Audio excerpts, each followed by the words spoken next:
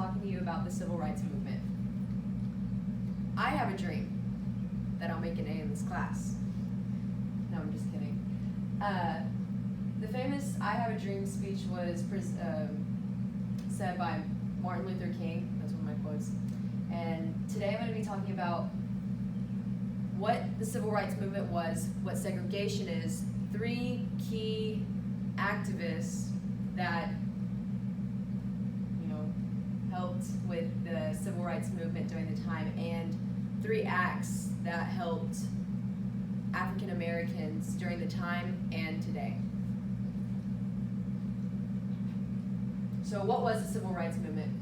The civil rights movement was the struggle of social justice for the African American community throughout the 1950s and 1960s. And what is segregation? It's different from slavery because, slavery is where, your property. Segregation is where you have your whites over here, your blacks over here, and then you have your gays and other people over here. Everyone's segregated from everyone else based off of their race, sex, and religion. Who was Martin Luther King Jr.? He was an American Baptist minister and activist during the time. Martin Luther King became one of the most well-known spokesperson during the civil rights movement and is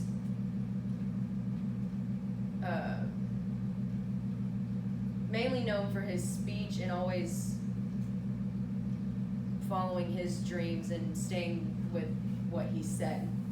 Martin Luther King was assassinated in Memphis, Tennessee on April 4th, 1968.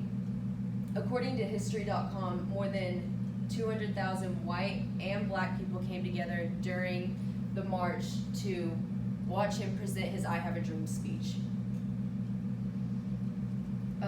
Emmett Till wasn't an activist. He was a 14-year-old boy from Chicago that came to visit his family. And when he came down to Mississippi to visit relatives, he went into a gas station or grocery store, and he was talking to a white woman. The white woman's family was a part of the KKK, and she told her family that he had tried to harass her sexually, and it wasn't true. So a couple days went by and they hadn't seen Emmett. Well, he had been tortured and murdered. And when his mother found out, her one main goal was to show people up in the north what is happening in the south. Because in the north, that wasn't happening. It was happening in the south. She had an open casket of her son that was already decomposing.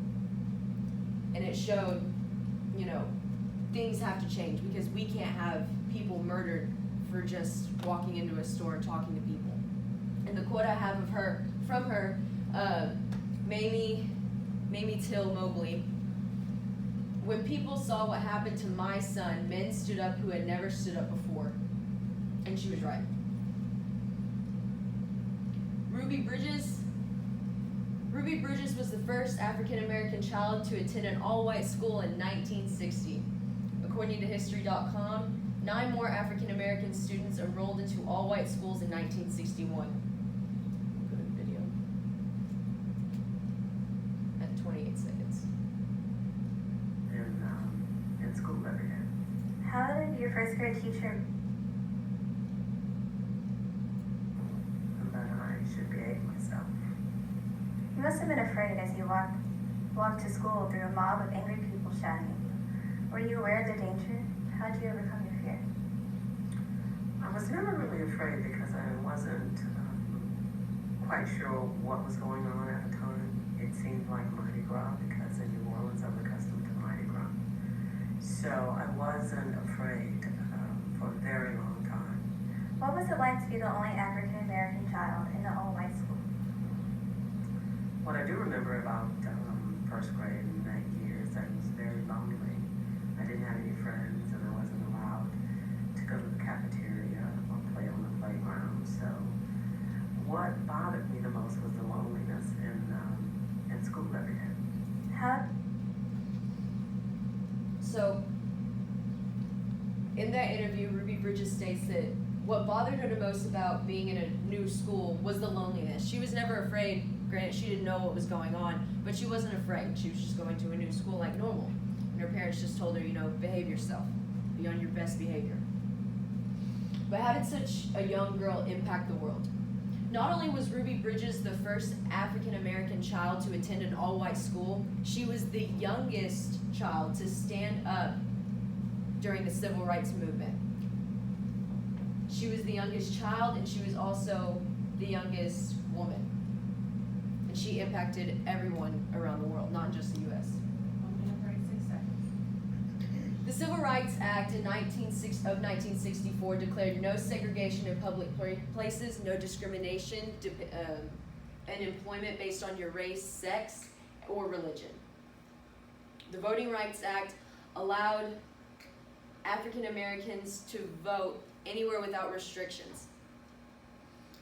And the Fair Housing Act was signed days before Martin Luther King Jr. was assassinated, and it said that an African American or anyone should be allowed to buy a house or be able to rent a house, no matter their race, sex, or religion. In conclusion, the civil rights movement changed history for the better. Activists like Martin Luther King Jr., Emmett Till, and Ruby Bridges changed the perception of African Americans and impacted the world during the 1950s and 60s. I have a dream, not only to get an A on this speech, but that we remember the significance of the civil rights movement and those who made an impact on others during this time.